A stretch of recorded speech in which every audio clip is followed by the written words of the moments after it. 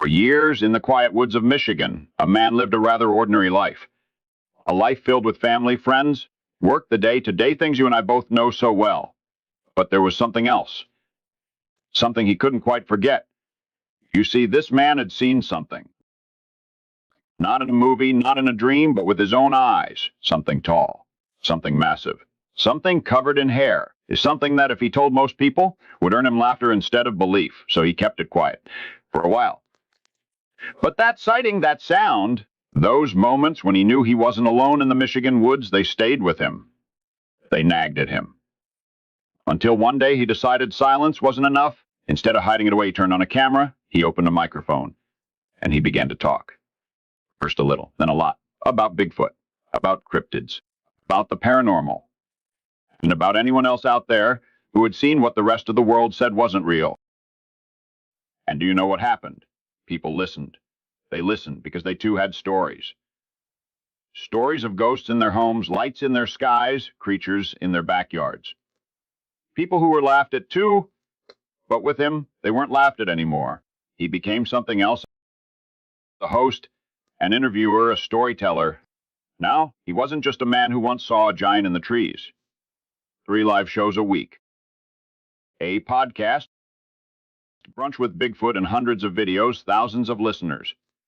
Thousands who no longer felt so alone. And when the lights go on in his Michigan studio, when the camera shines, another guest calls in from another corner of the world, he's no longer just a witness.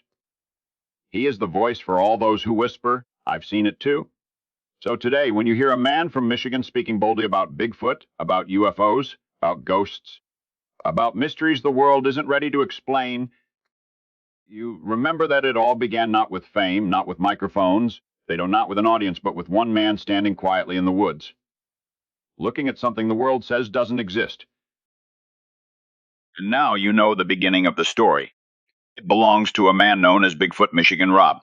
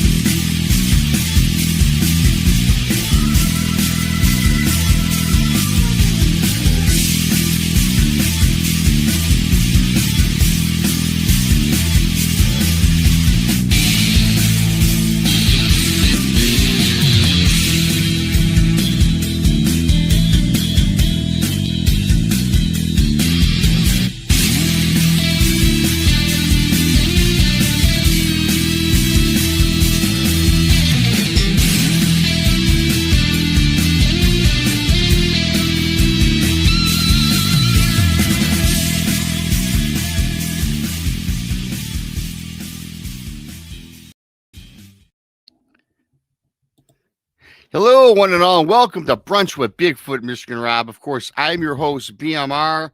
Thanks to everybody for coming on in today on this Thursday afternoon.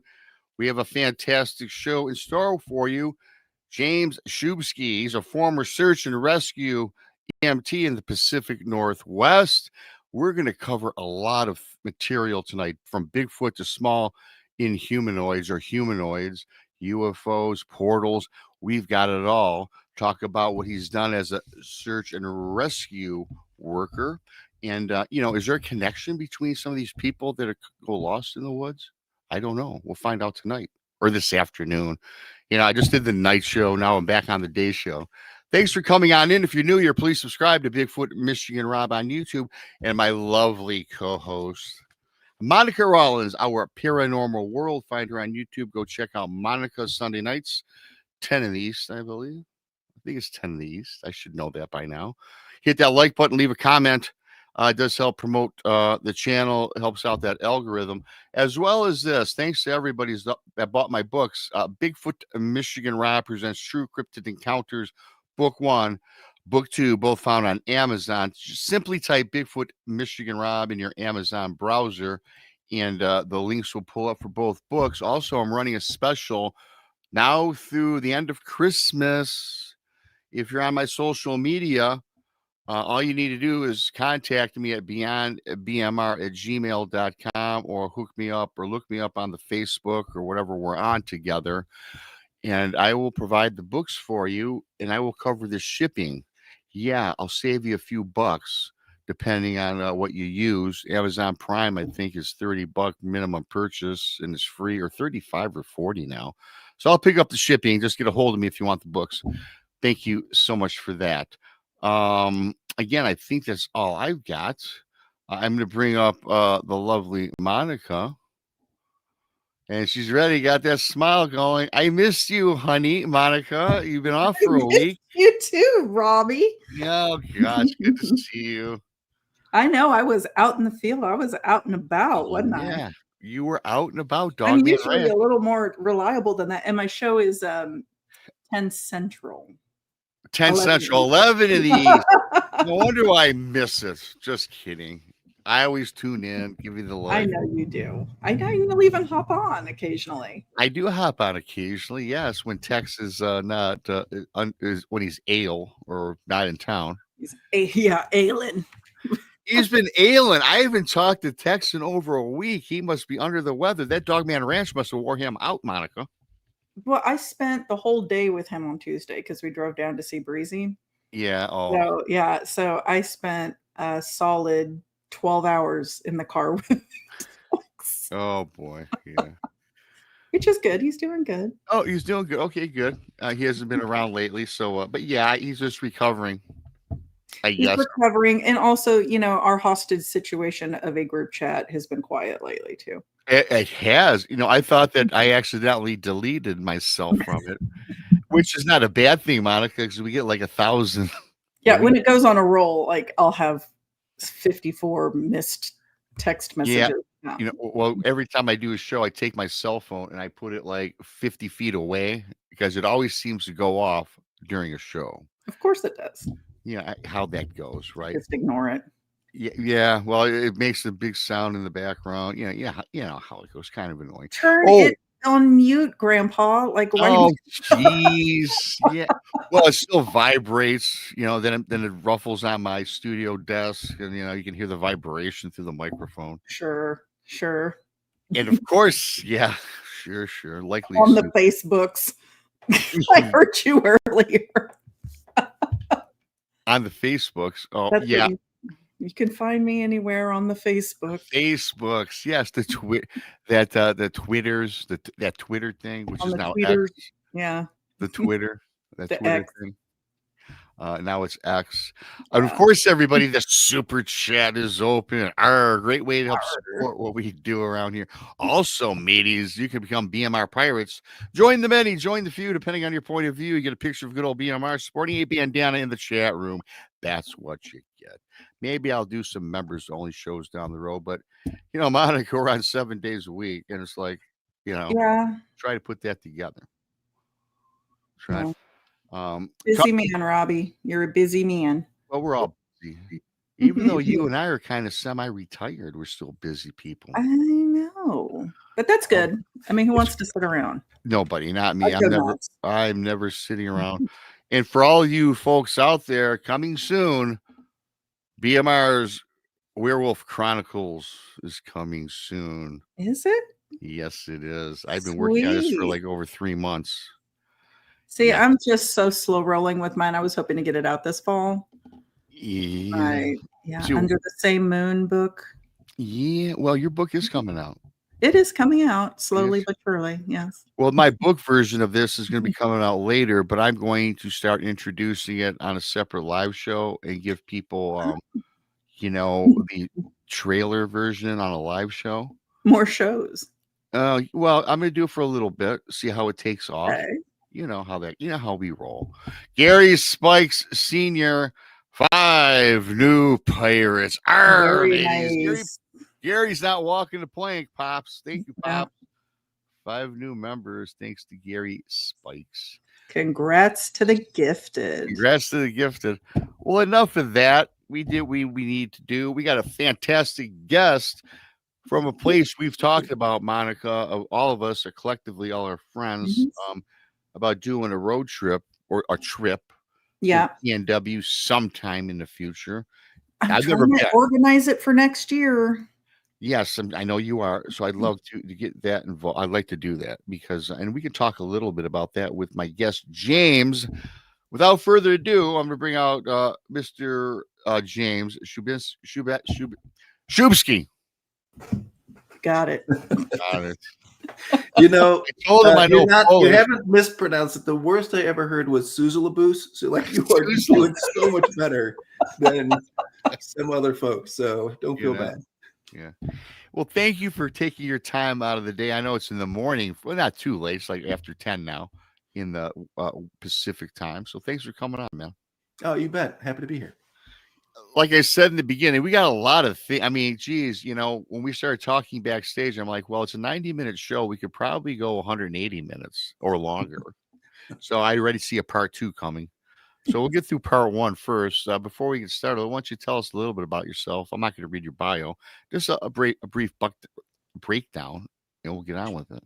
Sure. Yeah. So I've been out in the Pacific Northwest. I'm actually from your stretch of the woods. I'm from Ohio originally, but I came out here in the late 80s with the military. I was stationed at Fort Lewis. I was an infantry soldier, and I really fell in love with the place. And I've been out here, obviously, a number of decades. And about 4 years ago, my mother-in-law passed away, and she was living in the Columbia River Gorge, and she had a number of businesses there. And so when she passed, my wife and I made the decision to move from Seattle to come down and run the family businesses. And one of them was sort of like it was a kind of like a convenience store kind of a thing, but it wasn't doing great. She had started it when she was sick. And so we converted it into a outdoor store. We called it Margie's Outdoor Store. And on a lark, I put a Sasquatch in the logo. I thought, it's kind of fun. Yeah. And I had been adventuring in the gorge since the 80s. And, I love this place. For your listeners who don't know, the Columbia River Gorge is the Columbia River is the biggest river in the western United States. And it forms the boundary between Washington State and Oregon State. And it runs right by Portland. And it cuts right through the Cascade Mountains. Cascade Mountains are vast wilderness.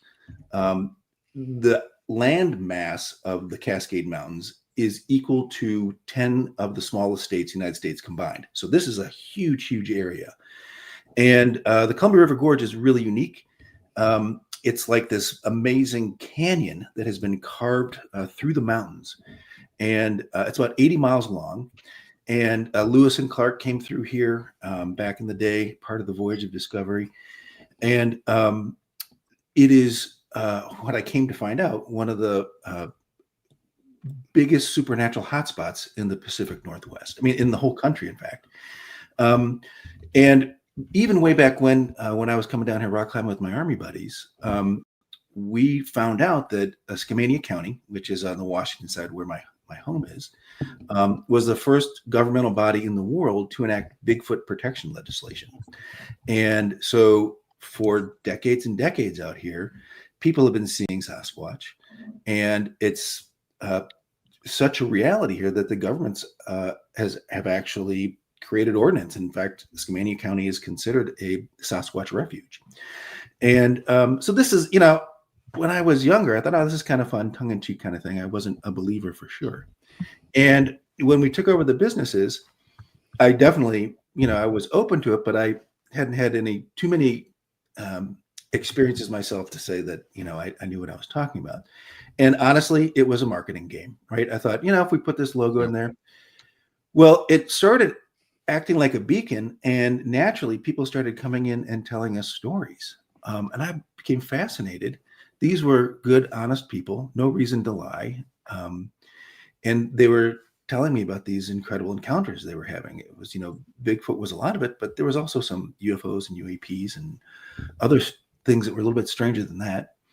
So I thought, what if we put up a sign? And so I created this big sign. It's about 4 feet long and 4 feet tall. And it says, "File paranormal reports here. Sasquatch encounters, UFOs, portal openings, temporal disturbances." We wanted to hear about it. And there was one thing that was really important to me.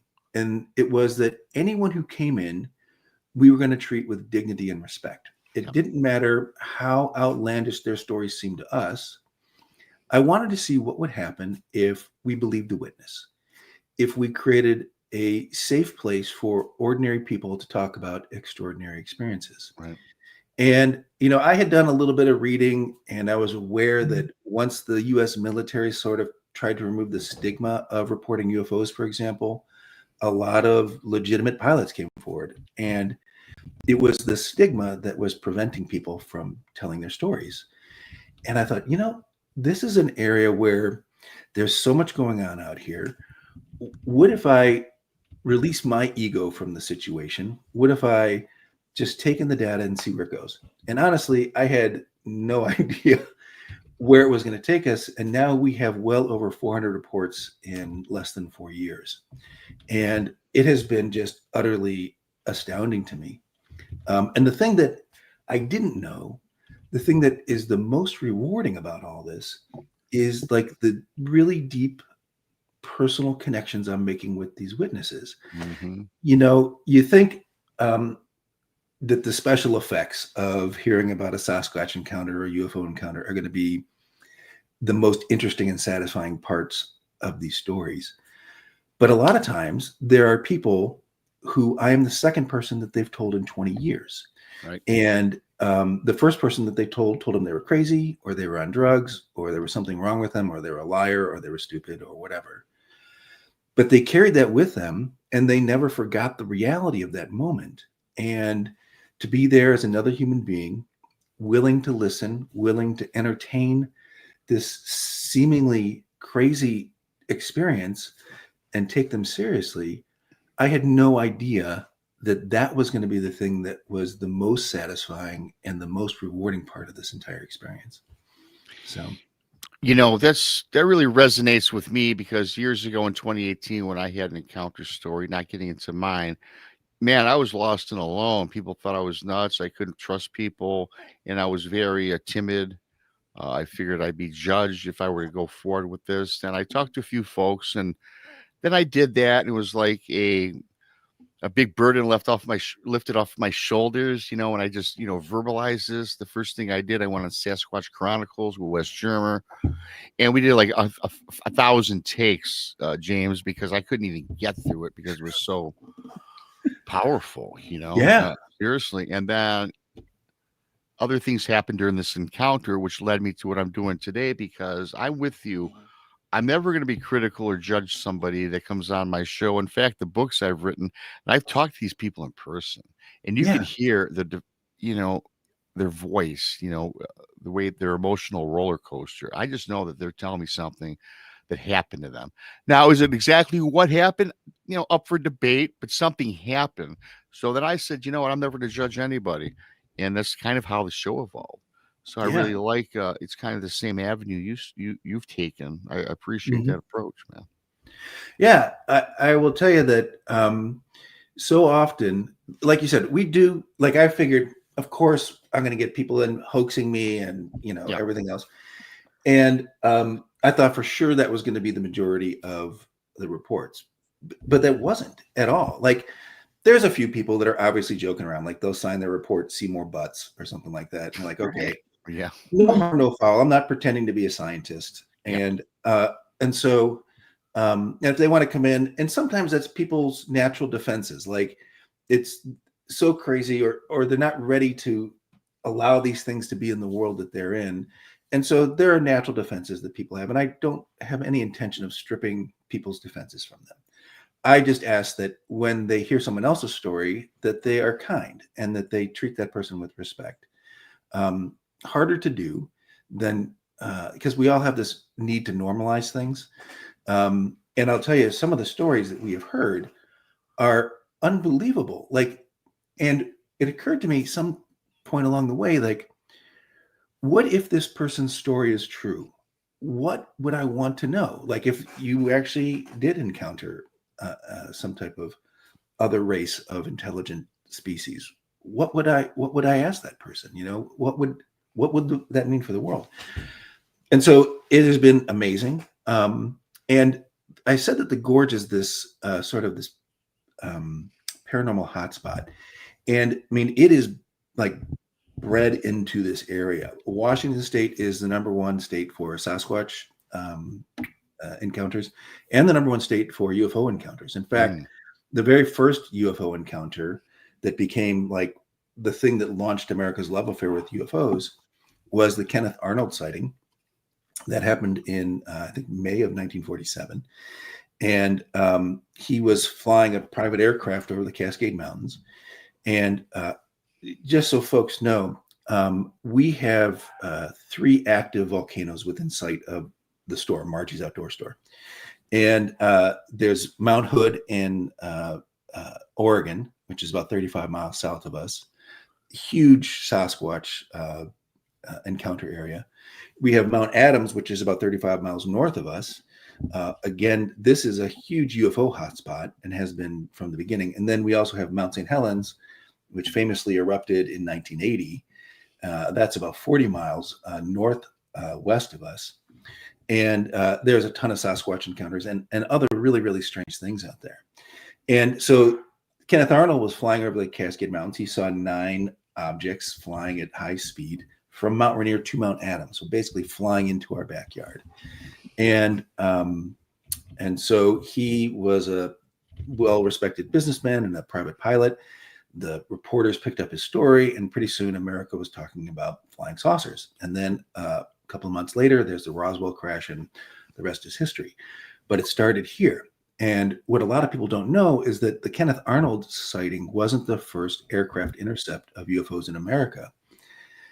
Just upriver from us is the Hanford nuclear site. This was a part of the Manhattan Project. It's where they forged plutonium for the first nuclear weapons. And way back in January of 1945, F-6F Hellcat Navy fighter planes were scrambled to intercept enormous glowing objects over the reactors. Now, at this point, even the Vice President of the United States didn't know what was going on at Hanford. And these F-6F Hellcats are scrambled to intercept this orange glowing thing. It happened on 2 occasions that I'm aware of. One was in January and one was in, I think it was in July when the Trinity test occurred. Okay. And these guys were told, do whatever, we don't care if you burn out your planes, intercept this thing. They couldn't. In fact, a lot of them had to glide home because this thing was well above the operating ceiling of these planes. And they described an object as big as 3 aircraft carriers that could camouflage itself with clouds. And these are now coming out in reports from some of the guys who are actually flying those planes at the time.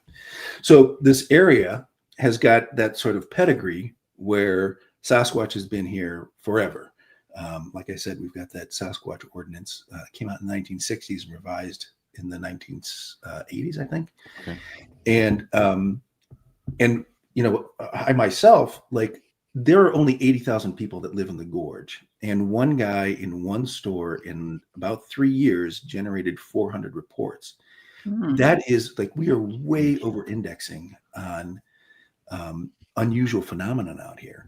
And, you know, there's a lot of questions as to why. And just to give you sort of a catalog of some of the things we're hearing, a lot of Sasquatch stories, a lot of UFOs.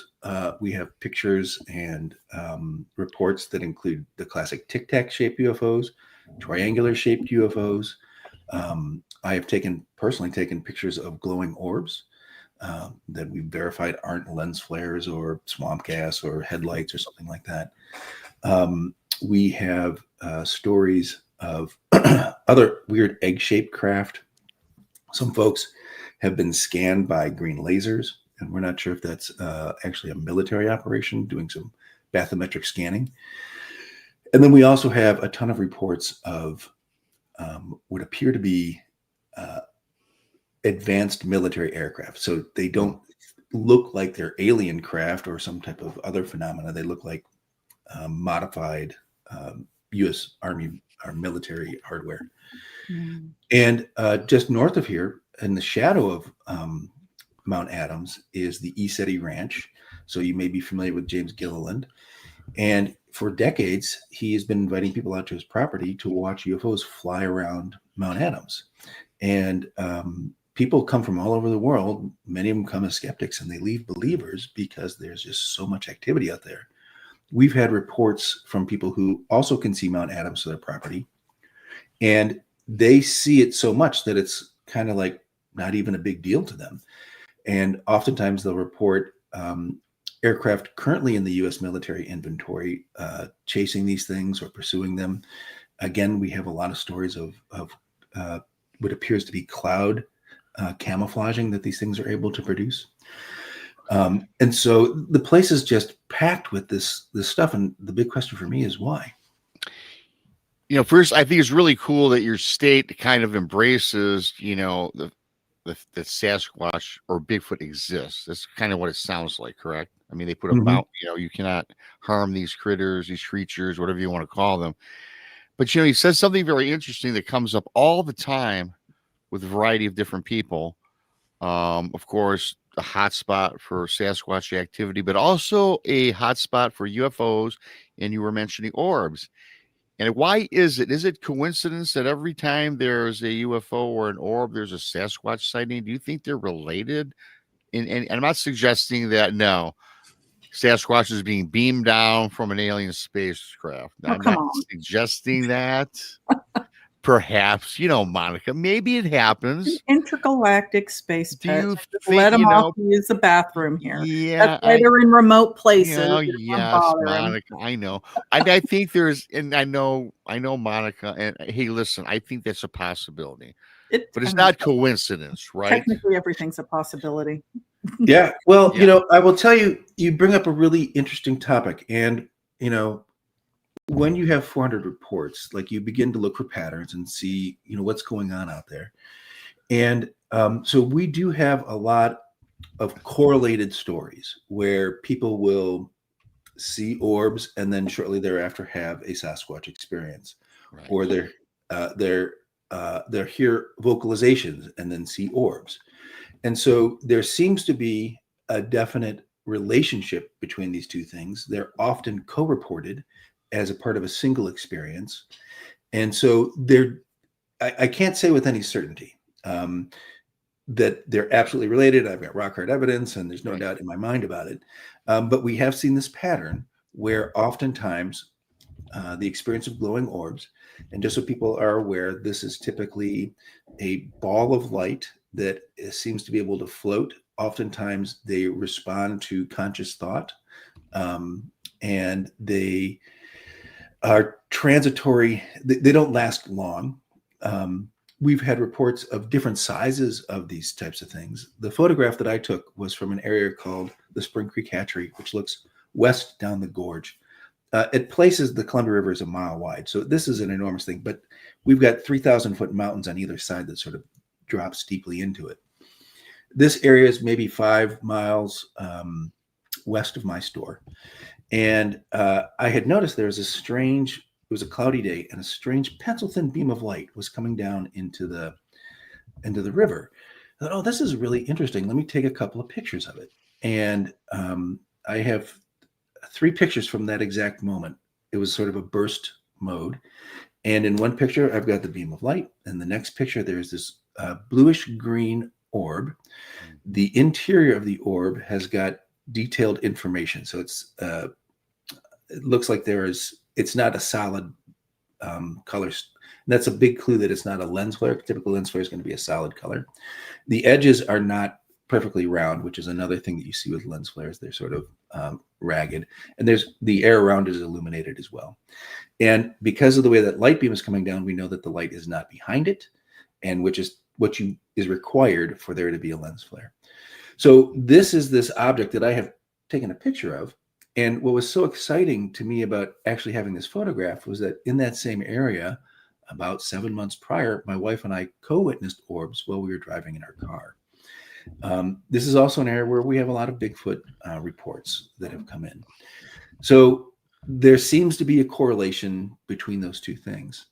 Now, well, I'm about to launch into a big explanation. So if you have a question about that, this is a good time to ask before I get ramped up into this theory that I have about what might be going on here.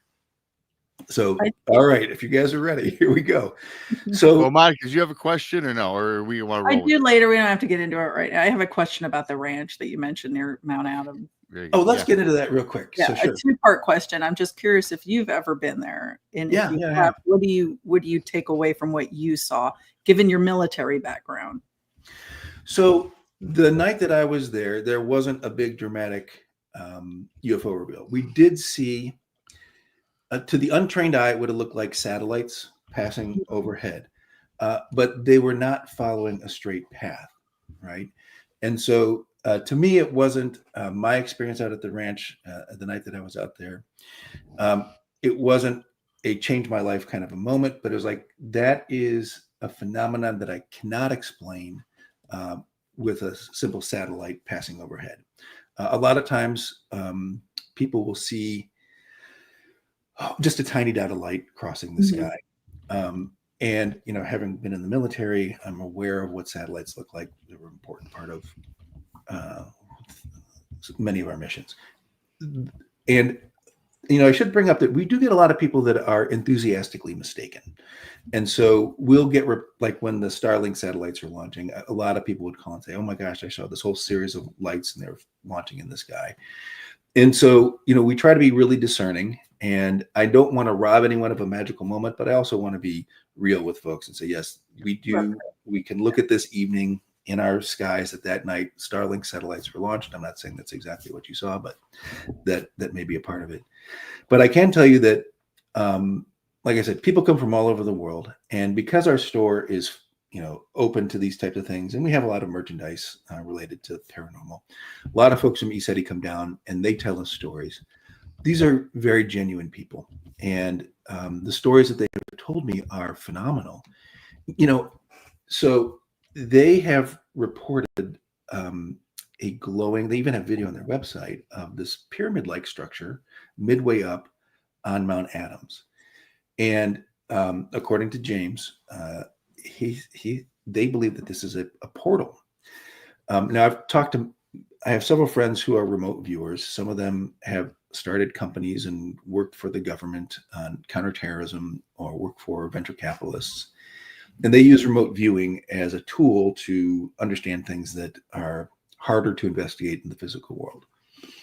Now, normally when remote viewers review, UFO phenomenon, they'll come up with terms like this is a craft, a vehicle, a ship, or something like that. When they review this pyramid and the phenomenon flying around it, they are coming up with words like Vimana, which is the Sanskrit term for the holy scriptures that talk about flying vehicles or chariots.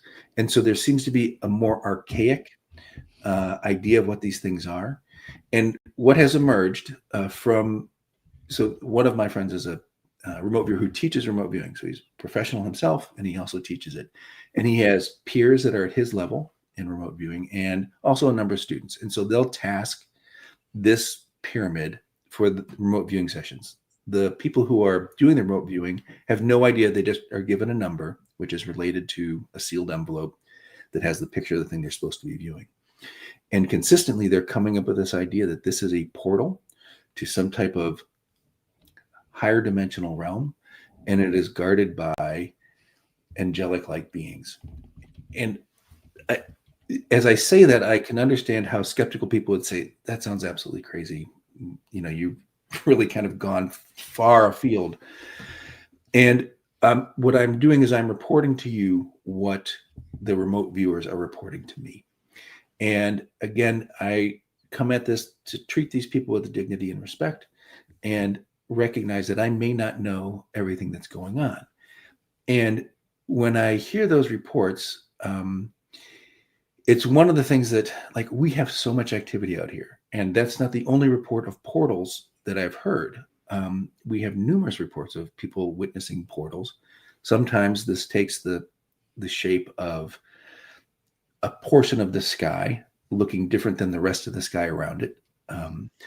Another man was driving in the desert. So basically the Cascade Mountains divide the gorge into two halves. The western half is a Pacific Northwest rainforest, and the eastern half is a desert with, sagebrush and desert buttes and everything else. And he was driving in the desert area, and he thought that he was looking at the lights of an Indian casino. When he got up to it, it was a portal full on right in front of him. He says that as he observed it, this black cube floated out of it and then took off down the gorge. So, again, I'm trying to make sense of why do we have all of this unusual phenomenon? Back to the Orbs. One gentleman was driving on the Oregon side of the gorge. Did I freeze? Yeah. You Okay, your video did, but your video froze. All right. Well, I'll just keep on talking. Hopefully, this really flattering picture of me will catch up in a moment. It'll catch up in a minute. There we go. There you go. So he was driving on the Oregon side on I-84, and he was witnessing an orb flying over the river, and then it dove into the water, and he could see it glowing underwater. Oh, wow. Next to him on the highway was an Oregon State Patrolman, and they were looking at each other like, "Are you seeing what I'm seeing?" And so we get, like I said, this enormous variety of reports. The orbs are a big part of that, and the portals are a big part of that. Sasquatch, these cryptids, not just Sasquatch, but a whole variety of them. And so as I began to look into it, like, what is it about the gorge that is unusual and unique? Well, we have one of the most unusual electromagnetic environments in the world. And that has to do with our unique geology. I'm going to give you a quick lesson. So 17 million years ago, an enormous fissure opened in the earth near the Washington-Idaho border, and enormous volumes of lava spilled out of this thing. And they flowed. It was this thin, ropey lava like you kind of see in Hawaii. It flowed across through the ancient Columbia River Valley, 300 miles all the way to the ocean. There were over 300 eruptive events, and each one came through and stacked another layer of this lava on top of the previous layers. Well, as that lava cooled, its magnetic material would orient towards the Earth's North Pole, right? And then 1,000 years would pass, the next big lava flow would come through. As it cooled, it would orient to the North Pole, but the North Pole wanders, right? In the last 100 years, it's wandered 700 miles. So the next layer has got a different orientation of its magnetic material. So you've got this layer cake. Some of them are 30 to 100 feet thick, and they go up, thousands of feet.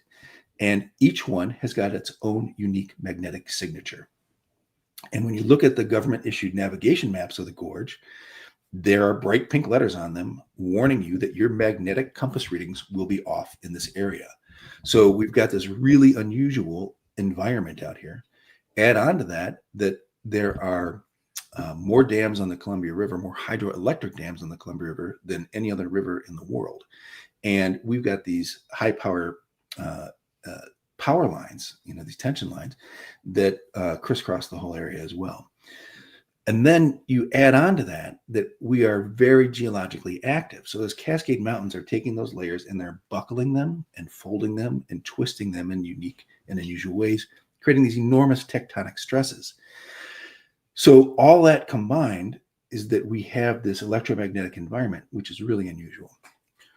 So I told you about that orb that I took a picture of. Yeah. And right above that is a mountain called Underwood Mountain. We have pictures of tic-tac-shaped UFOs on top of that. And then I've got reports of people who actually live on Underwood Mountain who said that they observed glowing red orbs that descended to ground level and started moving towards them. They felt like they were like a switch was thrown in their brains. They were overcome with fear. And then they ran into their house, grabbed their shotgun, and when they came out, the phenomenon had dissipated. So when I look at all this, I'm like, okay, there are some really interesting things going on here. And there are some areas where it's really concentrated. And looking into it, I came across Dr. Michael Persinger. So he was a professor of psychology up at the Laurentide University in Ontario, Canada, back in the 80s. And he created a device that the media eventually called the God helmet. Basically, it's a motorcycle, I think a snowmobile helmet that had some solenoids in it.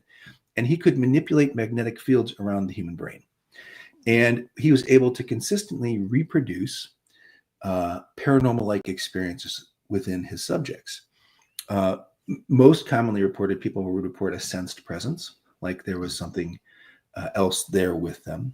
But a number of other phenomena were reported as well. A couple of his subjects reported having seen God under the influence of this thing. And so that's why the media called it the God helmet. And what he showed was that magnetic fields, they don't have to be strong, but they have to have a complicated signal in them, can produce reliably paranormal-like experiences in the human brain. And later, they discovered why this works. So every human, in fact, all mammals, have magnetite crystals in their brains. These are microscopic crystals, and they exist in these sheath-like structures called magnetosomes, not magnetosomes. Basically, these lay alongside brain cells stacked up in these microscopic little tubes. And when the brains encounter unique magnetic fields, they torque and exert an influence on the brain cell. It's a physical mechanism.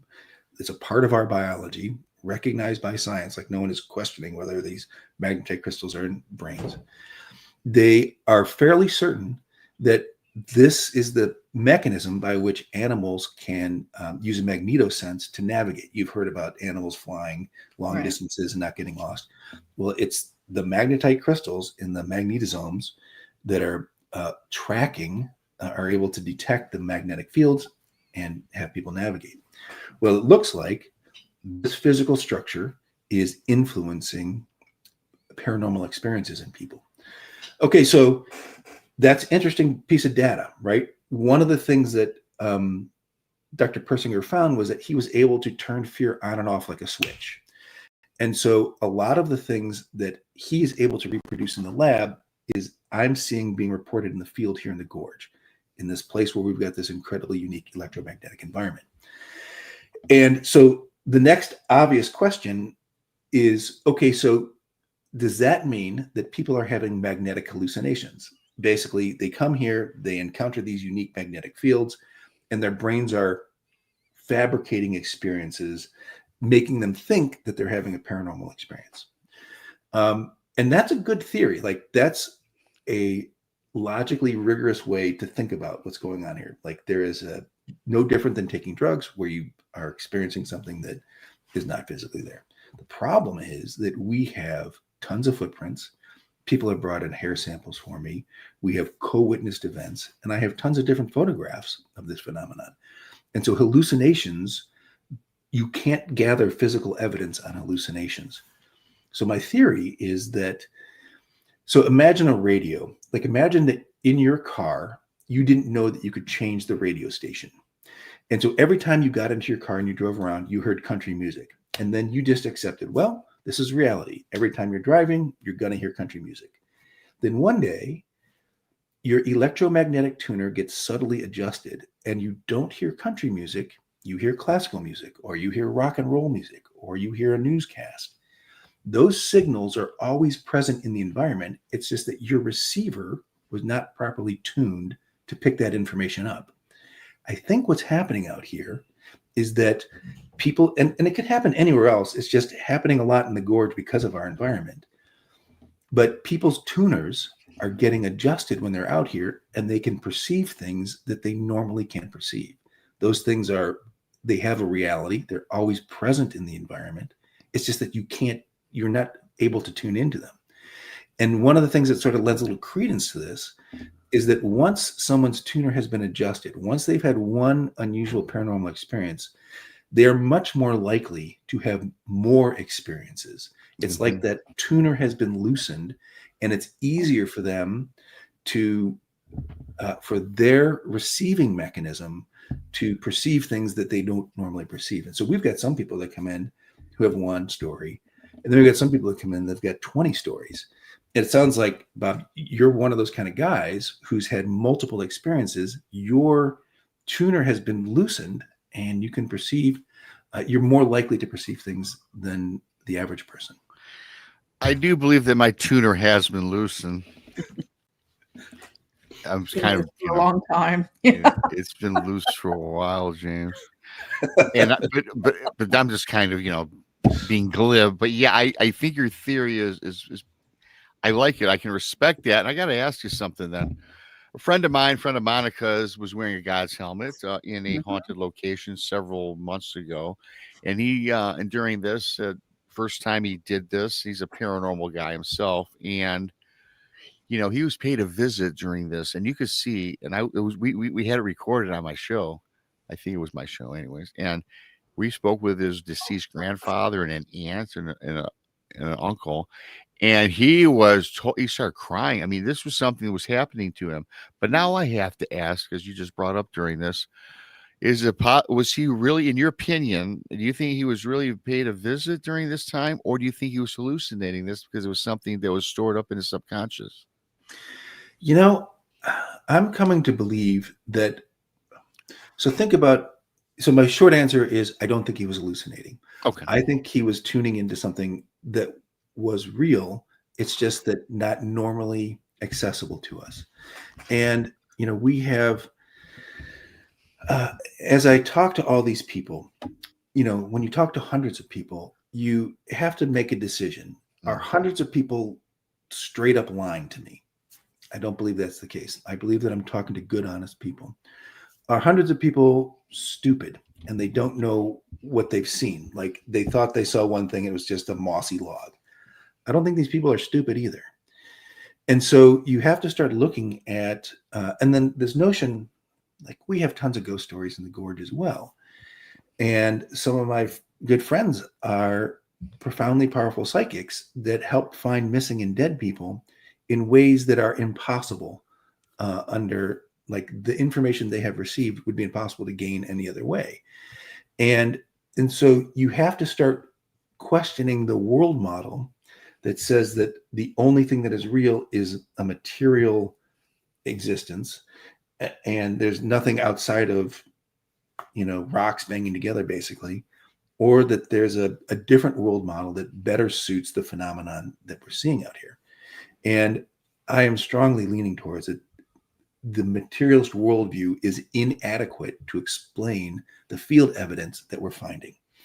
And that makes a lot of people nervous or itchy. In the Bigfoot community, there's the woo-woo folks and the ape folks. And I think that the frame of a materialist mainstream science is inadequate to explain the phenomenon that people are experiencing. And so my strong inclination is that your friend was communicating with a version of his relative that is not normally accessible to the human brain under normal conditions. I think so. I mean, I mean, just from the reaction and what you just explained to myself and Monica and everybody out there listening, I think so. I think you're right with that. Yeah. You mentioned the woo-woo and the ape camp. What camp are you in? We don't have to get in depth on this. So I've had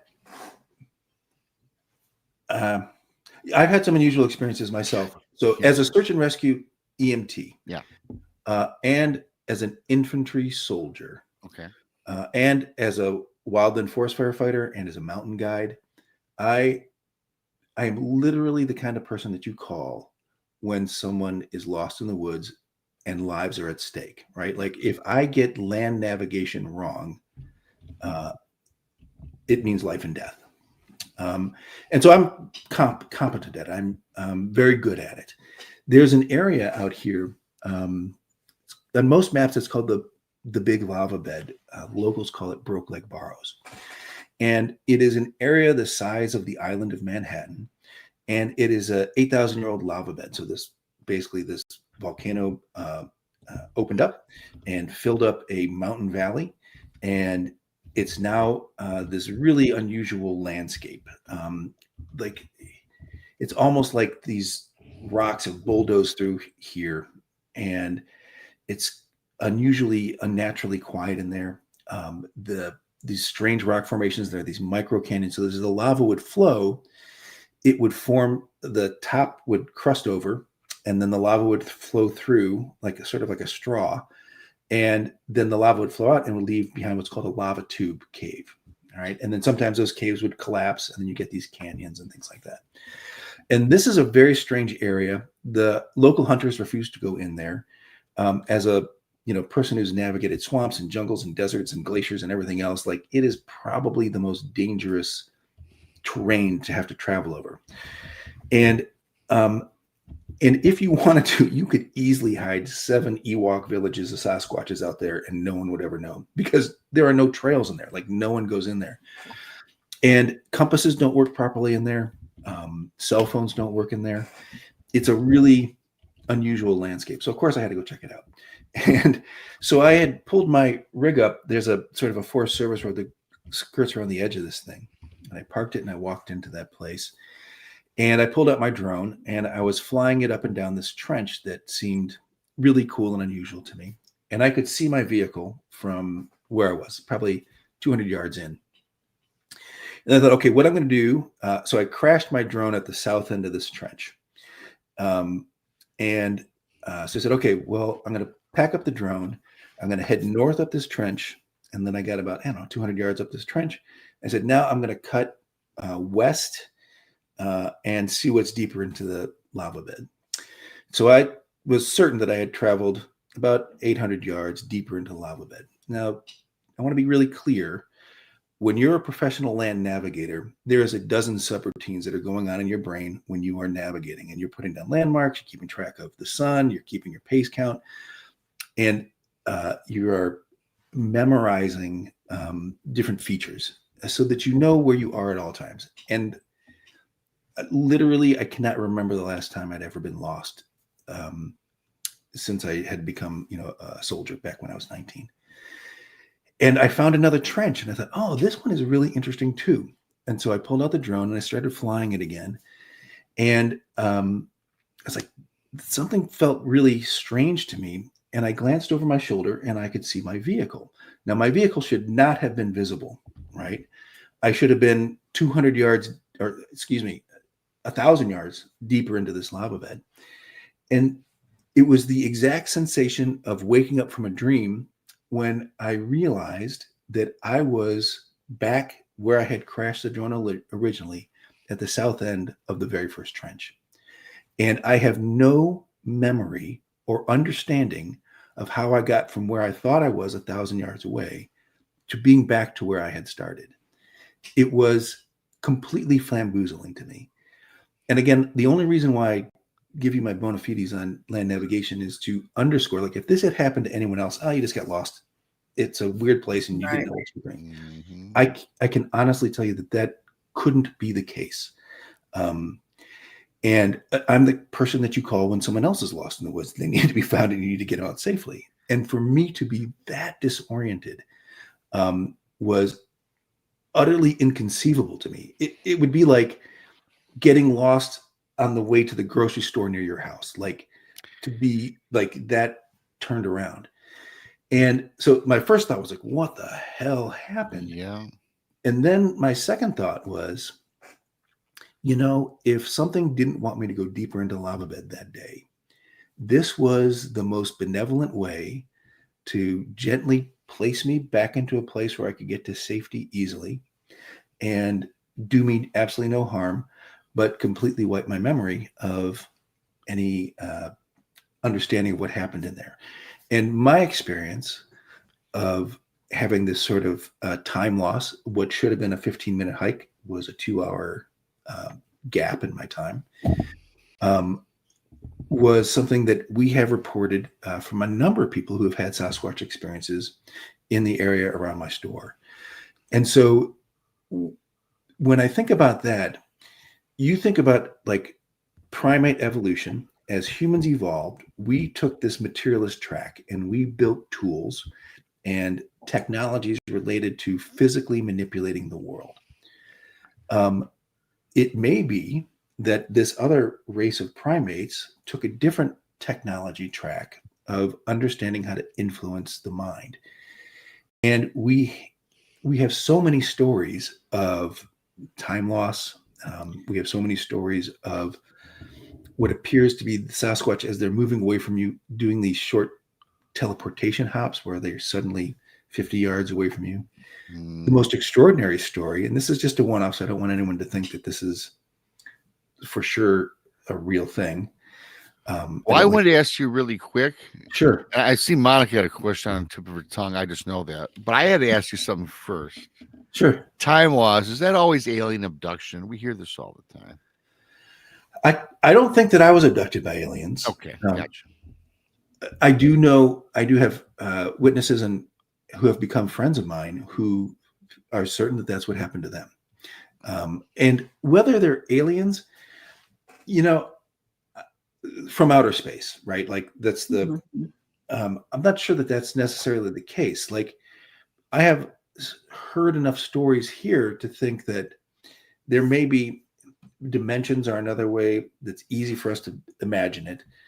But we have had so many cryptids that don't fit any mold that people typically know, that if my theory that you're able to perceive things you normally can't perceive when your tuner is adjusted, these things may be present with us at all times.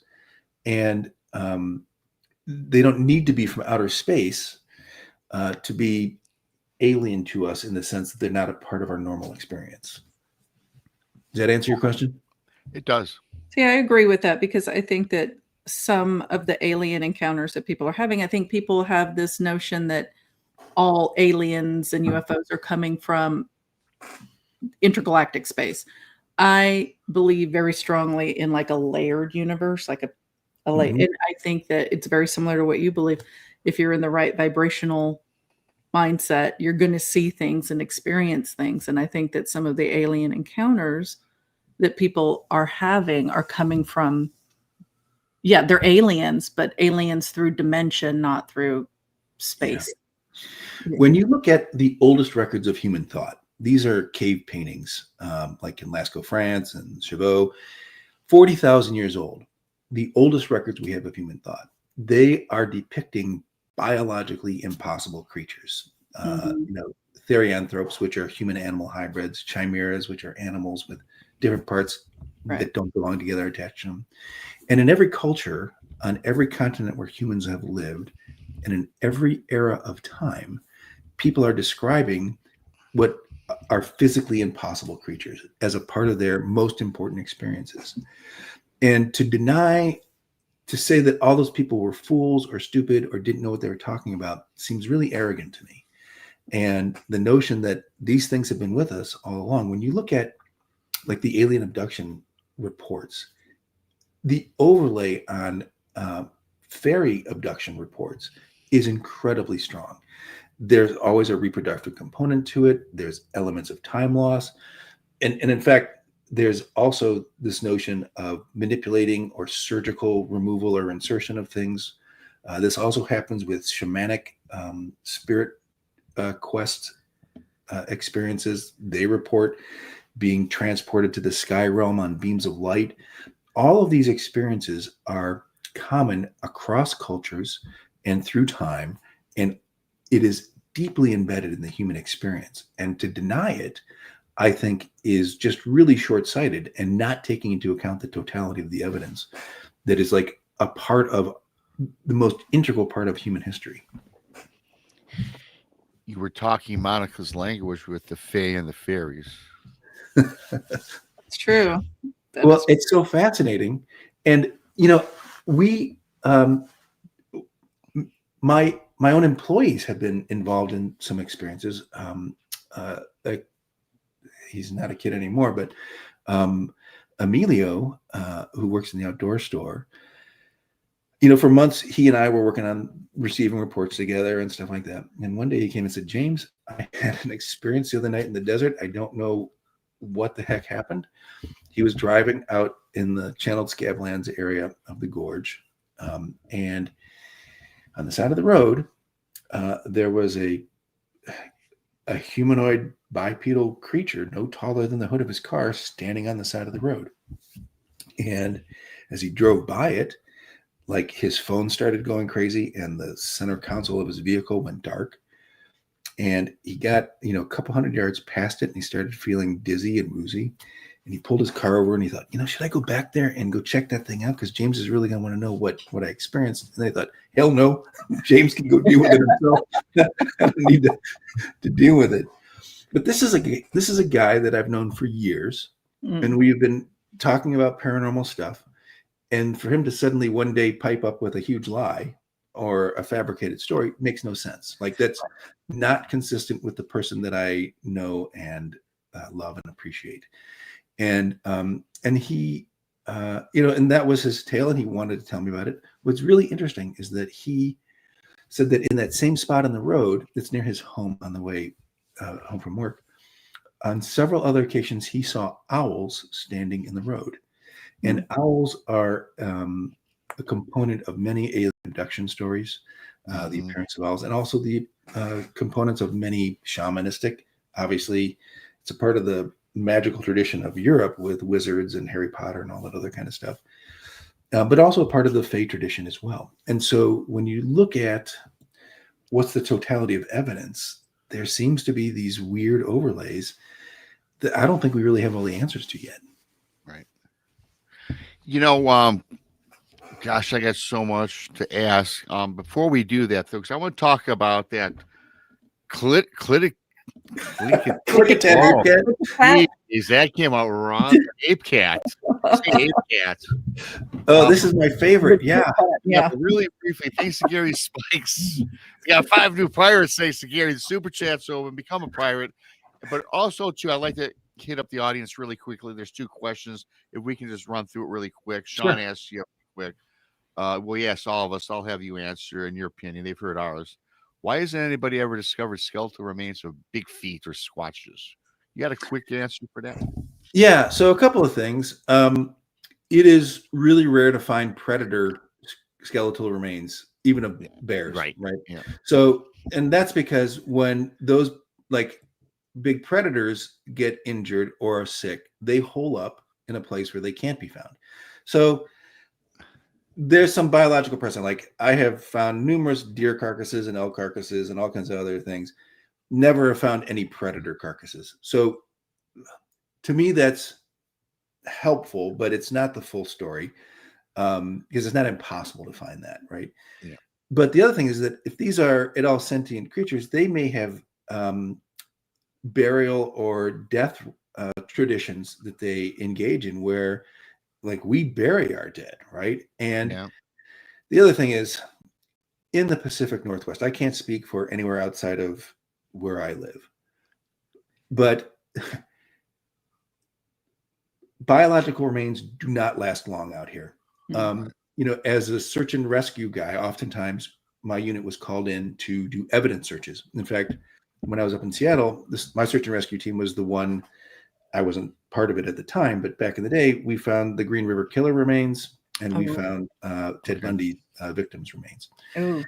And so we have a lot of training about how to look for remains in the Pacific Northwest, and they get to looking like sticks, or like it is very quickly the forest consumes the remains. And so if there are squatches out here, I think a combination of this is, and when I say they're predators, like we have had reports that people have been fishing and they've had rocks thrown into the water to try to scare them away.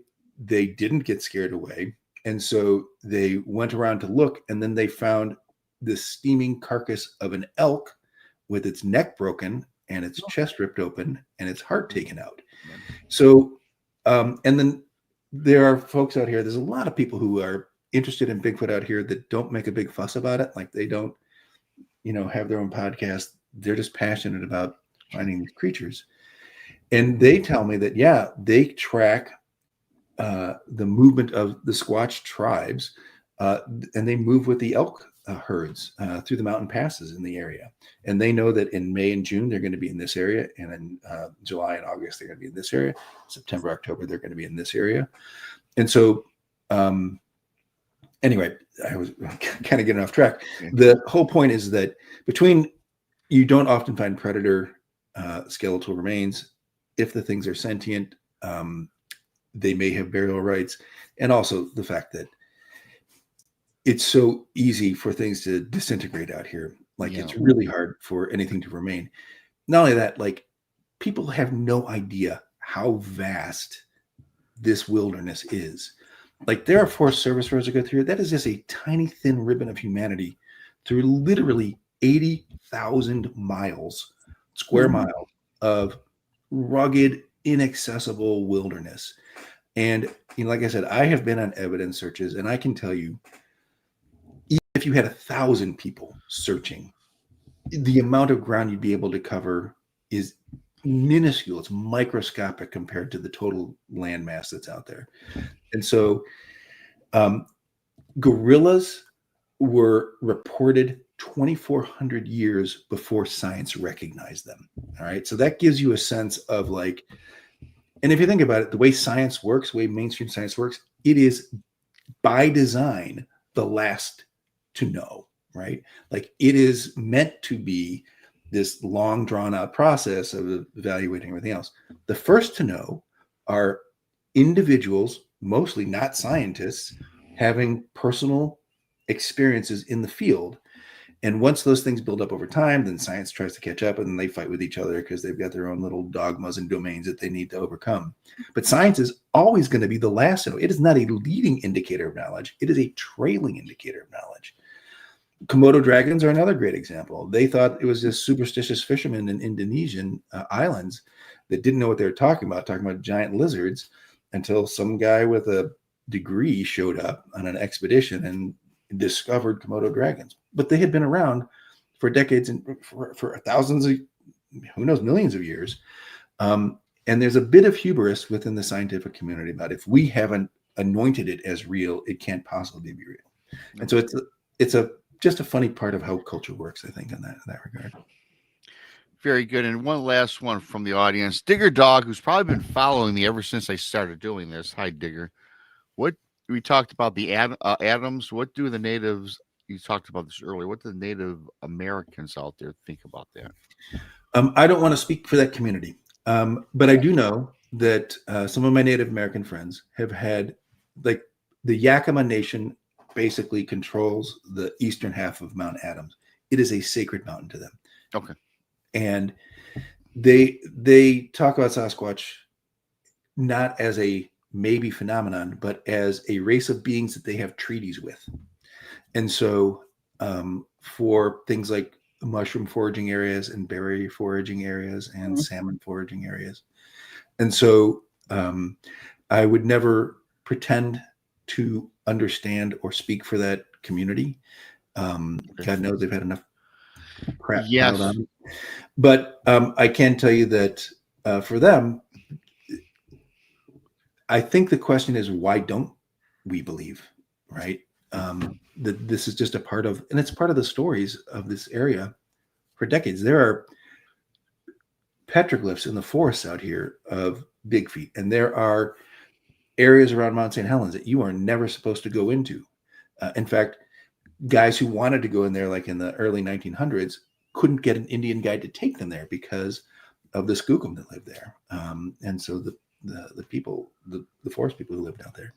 So, so to my understanding, the Native American community, they're fully invested in this world that they've always known. Like it's the ignorant newcomers who don't understand what's real and what's not real. Very good. So I'm going to attempt this tongue twister once again. The Klickitat Ape Cat. You got it. So just so everyone knows, Klickitat is the actual Indian name of Mount Adams. And it is the name of the county where my store is located, Klickitat County. And it is also, there's a Klickitat River that flows off of Mount Adams into the Columbia through the Klickitat Canyon.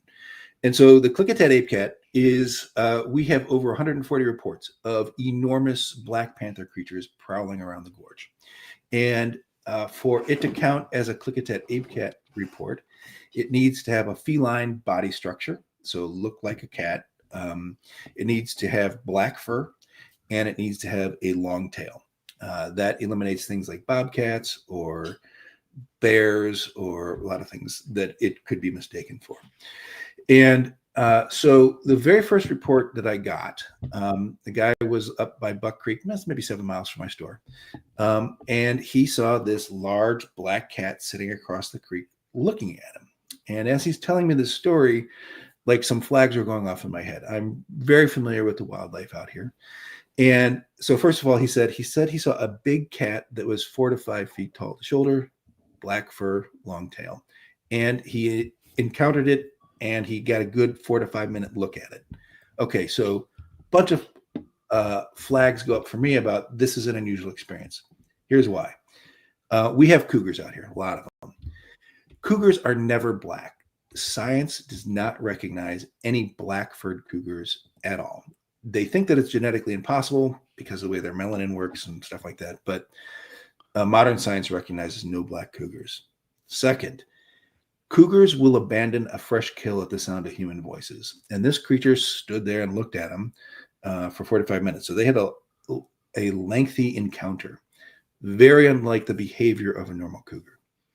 Next, it's 4 to 5 feet tall at the shoulder. That is gigantic. That is bigger than a tiger, right? A Bengal tiger is the largest cat on the planet today.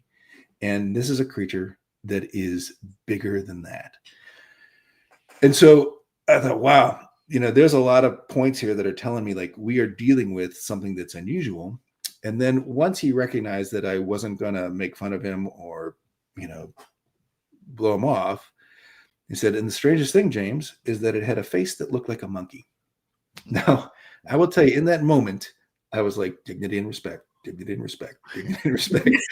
Because I could not imagine how that could possibly be the case. Like, how can a cat have a monkey's face? Seemed impossible to me, but you know what? I said, okay, well, I'm going to follow my principles and hear him out.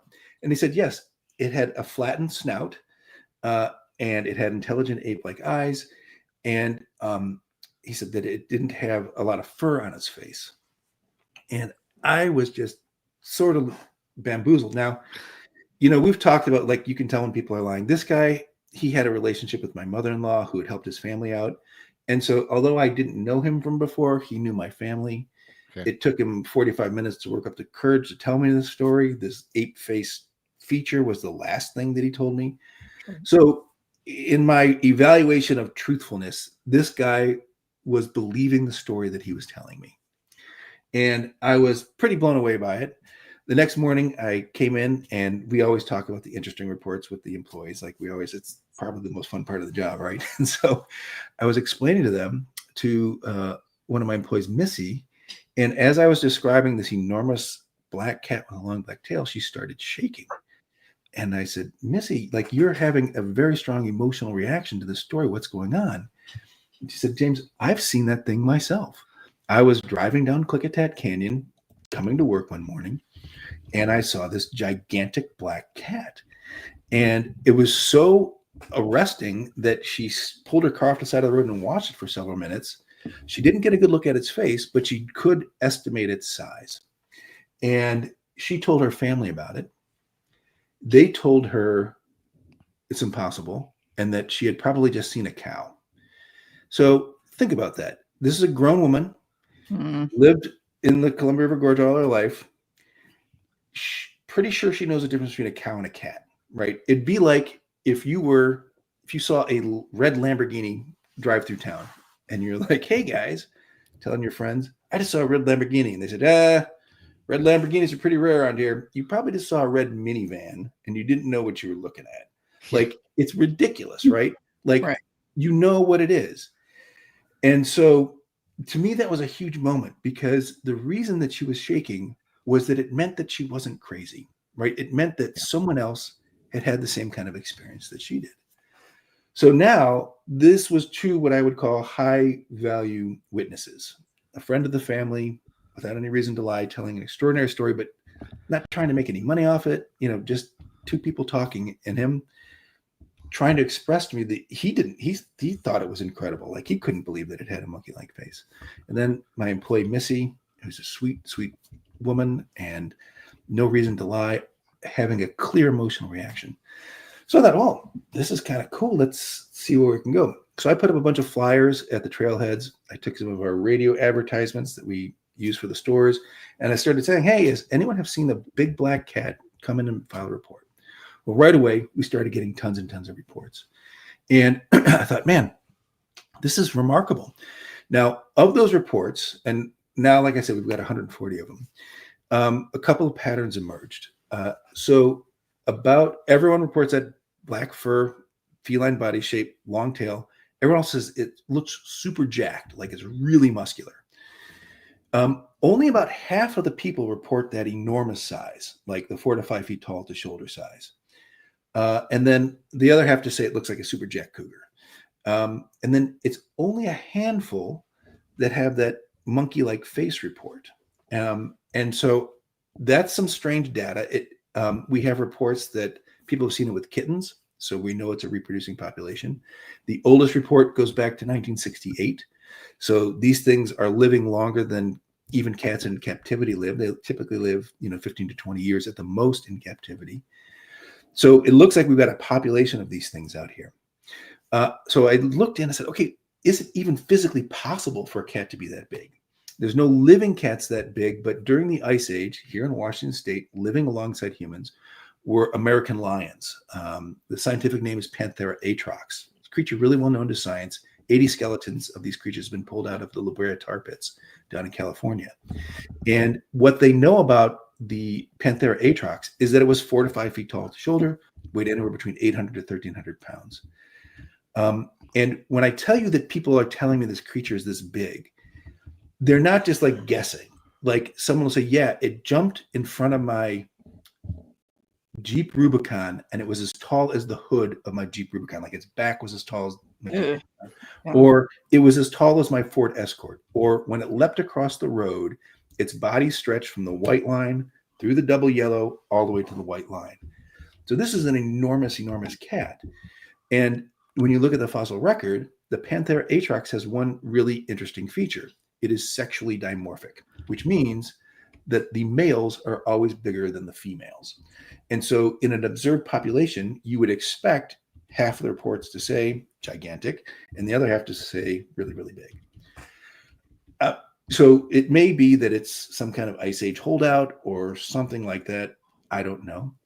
When I looked into the mythology or the Native American traditions, there's not a lot reported of it out here, but that doesn't mean much because my connections with the Native American community, they're still getting to know me. But when I look at the Great Lakes, there is this tradition of the Meshepeshu, which is this race of supernatural panther protectors. They come from the underwater realm of the spirit world.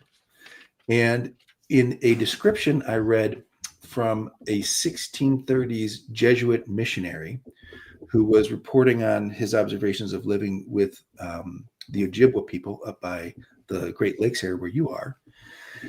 They talked about a supernatural being that looked like a black panther, an enormous black panther with a long tail and the face of a man that looked something like a man. And so there's this sort of historical context for it. We have petroglyphs out here that are suggestive of cat-like creatures with wavy water lines under their heads. And so I wasn't going to let it rest there because like none of those explanations seemed like they were satisfying to me. I was either forced to believe that there was creatures from the spirit world entering into our world. And if there's another explanation, that maybe we should look for that. I had mentioned this Hanford site upriver.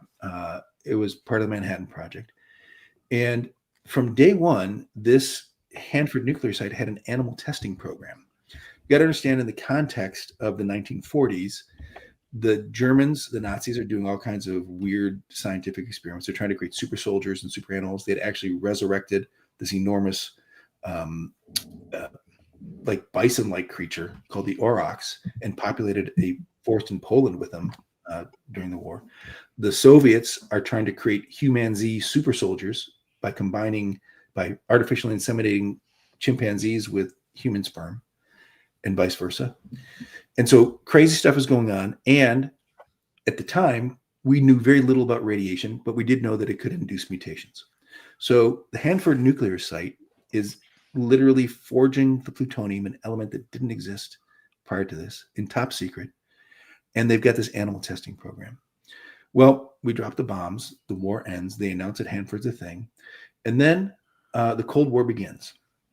The Soviets start scooping up Nazi scientists. We start scooping up Nazi scientists. And in fact, Nazi scientists were employed at Hanford. And so Hanford closes back down, becomes another top secret site. Eventually, we have, I think it's 8 nuclear reactors running there. And they called this place the Apocalypse Factory because it forged enough plutonium to create 60,000 nuclear weapons. It is our most important nuclear site, bar none. Nothing is more important than it. And the only reason why I found out about this animal testing program was because right now it's a Superfund cleanup site. They closed it down in the 80s. And it is the most toxic place in America. And I read a report that the workers found a railroad car filled with the irradiated carcasses of half-burned animals. Like, what the hell is this about, right? And since it was closed down, it became part of the national park system. It's a part of our national history. And they did oral history interviews with a lot of the people who worked there, including a guy named Bill Bear.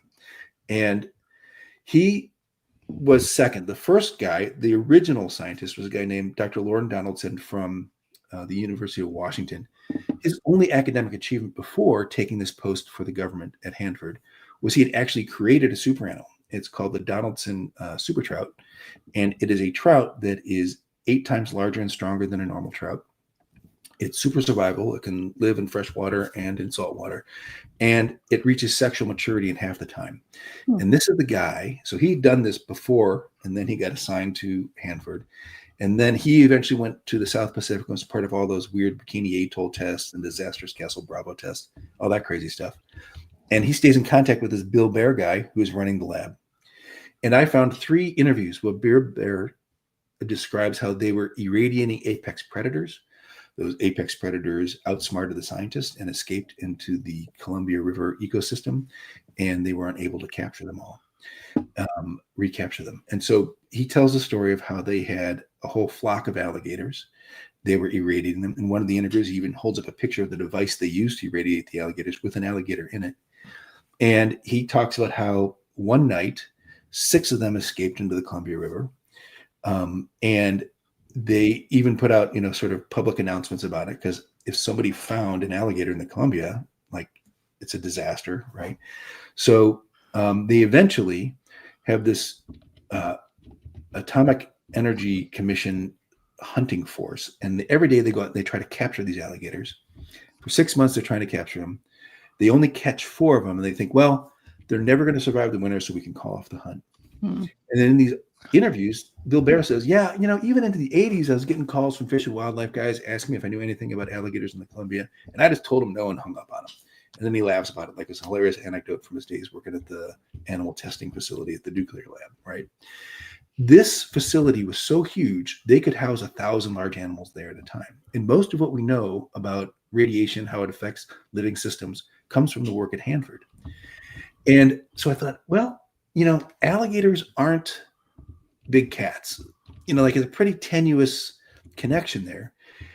And, how we get to big cats, before I can tell you about that, I need to tell you a little bit about dolphins. So since the 1950s, the U.S. government has used dolphins to guard our most sensitive nuclear sites. The reason why is, like, especially in the 50s and 60s, sonar couldn't tell the difference between, like, a Soviet scuba diver coming in to infiltrate a nuclear site.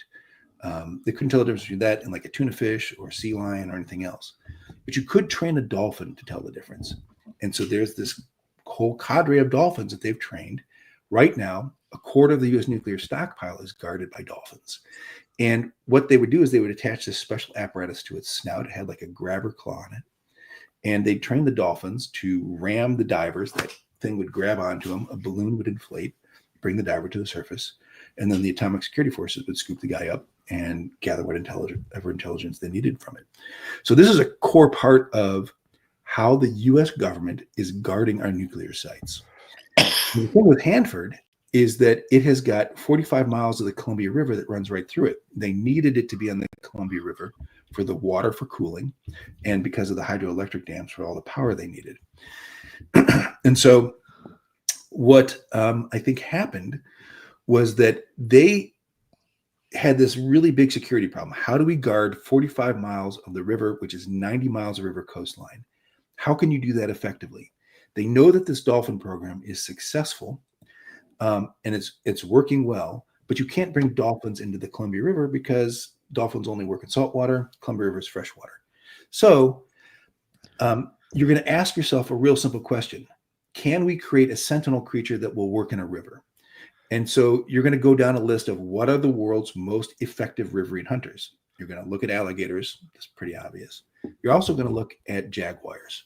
So jaguars are the best riverine hunters in the world. They can hold their breath for 15 minutes. They can swim a kilometer in the open ocean. They have night vision that's 6 times better than a human being. They can eat underwater. And they are phenomenal, and not just hunting in the water, but hunting on land, hunting in the trees. And so what we think happened was there was a program to try to modify jaguars, specifically black jaguars, and turn them into sentinel creatures to guard the Hanford nuclear site. Just like the alligators, those creatures outsmarted the scientists and they escaped into the wild. And if you look where Hanford is located, it's this sort of scrub desert land. But if you go to the east where Klickitat County, to the west where Klickitat County is, it is this lush environment with plenty of habitat and food sources. And so, as crazy as it sounds, the most rational explanation as to why 140 people, including senior law enforcement officials, are seeing giant black cats in the Columbia River Gorge is because they're a legacy from the animal testing program at the secret government nuclear lab upriver. So anyway. Makes sense. It does make sense. I'm sitting here taking in all this information, James, and all the questions that I have. I'm going to have to write down and bring them for a part 2 because we've just about run out of time. This is fascinating stuff, man. I tell everybody where we can find you, brother. Sure. So Margie's Outdoor Store is located in Bingen, Washington, which is right across the river from Hood River, Oregon. We're about 60 miles east of Portland, Oregon. You can go to my website, margiesoutdoorstore.com, get a little more information there. We're on Facebook, Margie's Outdoor Store on Facebook. We've got a little bit of stuff on Instagram. I'm kind of terrible at the social media stuff. Yeah. Sure. I just love talking about this stuff.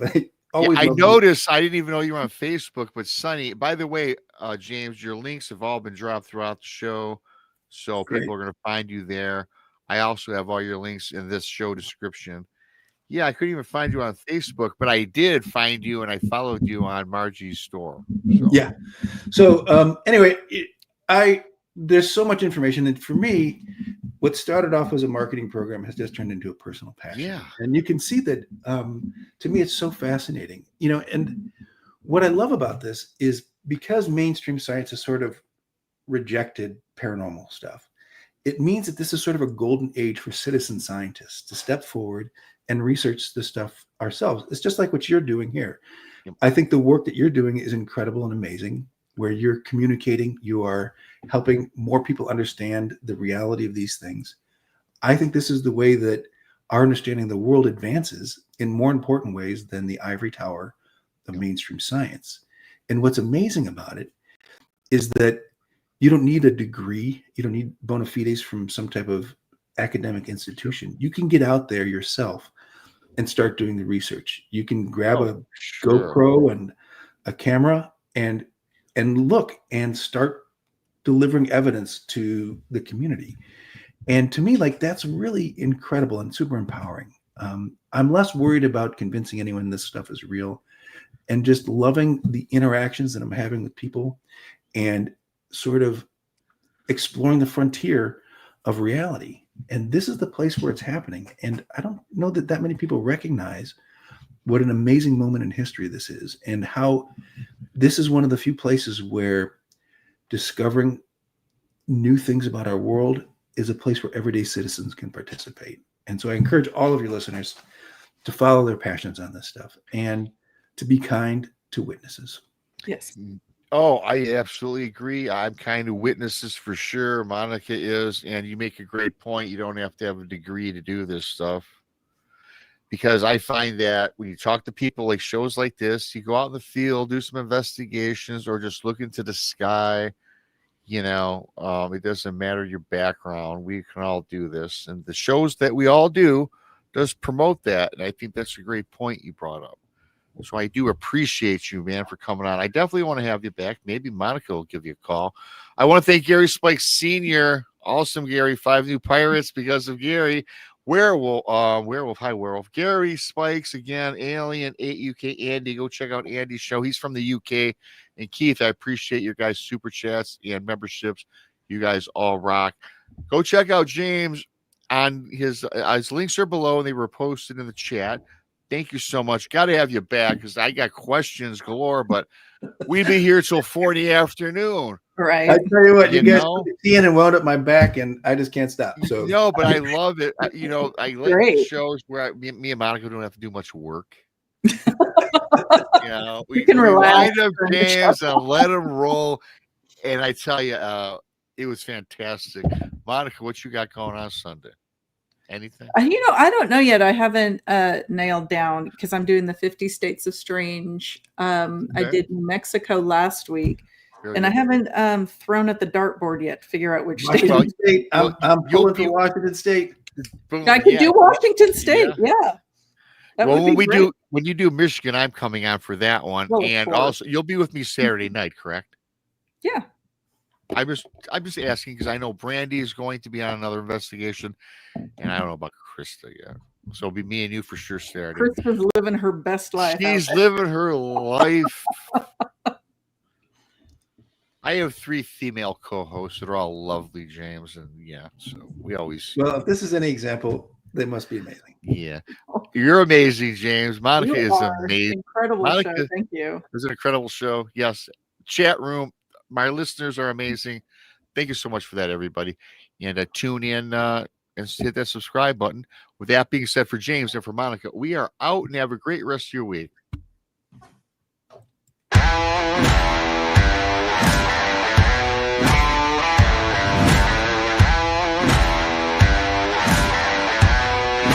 Are you ready?